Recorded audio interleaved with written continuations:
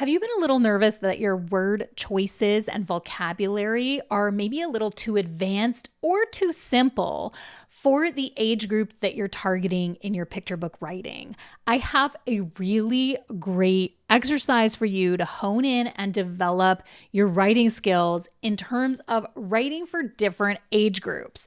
Today, I want to take you inside of my writing exercises that you can find as a downloadable printable, and we're going to do exercise 1 together. The objective here in this exercise is to write a stanza for ages 4 to 8 and then simplify it for ages 2 to 5.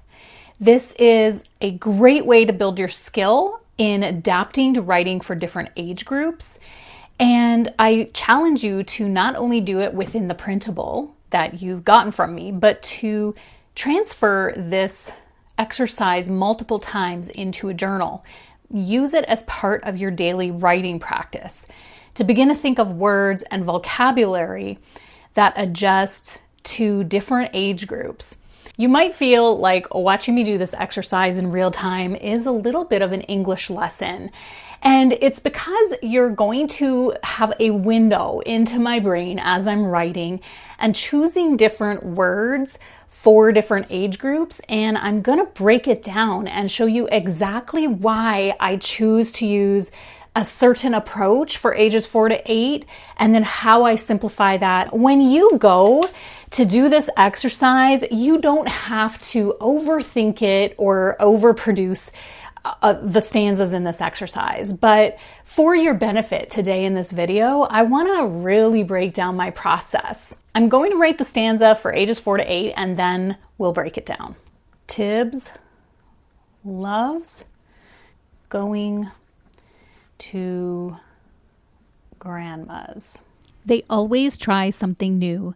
Grandma loves it when Tibbs visits. She always has a new tip or two to teach him. Now remember, as you're practicing this exercise, this is meant to be first draft brainstorming. I'd even call it pre-first draft. It's just to get ideas out and to learn how to play with words. And you can always be assured that your stanzas, by the time that they become first draft material and then you learn to revise and edit and include a professional editor, it's going to really polish up. So I urge you not to be too critical with yourself when you're doing these word play exercises with me. Okay, so we've got the stanza for ages 4 to 8. Now I'm going to simplify it for ages 2 to 5. I'm going to write it out here in my exercise book, but then I'm going to break it down with you and show you all the reasons why I chose different wording or, the alternatives that I picked for the different sentences. Tibbs loves Grandma's house. They always try something fun. My golden pen is failing me. It's running out of ink. Will it make it through the exercise? This is embarrassing. I do have a refill downstairs, but I really want to get the video done. All right, let's keep going here with the ink. Okay. They always try something new. Grandma, oh my goodness, do I really have to stop this video and do a refill? Ugh. All right, hang tight. This is the refill. Okay, so watch this. You're still my favorite pen, okay? I still love you. Let's do this. Fresh ink. Oh yeah, beautiful. Grandma is happy when Tibbs comes. She tells him something new. Now I'm going to break it down line by line and show you how I recreated the stanza to be more appropriate for a younger age group, ages 2 to 5. Okay, so let's start with the first line. Tibbs loves going to grandma's. I changed it to be Tibbs loves grandma's house. It just sounds simpler to say Tibbs loves grandma's house. I think ages 2 to 5 will understand that, but ages 4 to 8 will say things in their vocabulary like I'm going to grandma's. And so take note of how the different age groups are talking, but ages 2 to 5 will just think of grandma's house. That's how I see it anyway. And of course, when we get to the editing process and we get input from a professional editor, there might be some other things to consider there. And then in the age group 4 to 8, I said, Grandma loves it when Tibbs visits. Visits is a word that age group will get. You want to visit Grandma? And then for the younger age group, I said, Grandma is happy when Tibbs comes. I think that the word happy is easier to understand for little ones than loves it. But the older ones would definitely say, I love it. Grandma loves it. But the little guys would understand Grandma is happy. Now, the very last line for the ages 4 to 8, I wrote, and Tibbs loves hearing Grandma's tips. And then simplified, I wrote, Tibbs loves her tips. Which, if I change the line before it for the little guys, she tells him new tips. If I change it to new things, I have to change the following line. So I'll keep that in mind.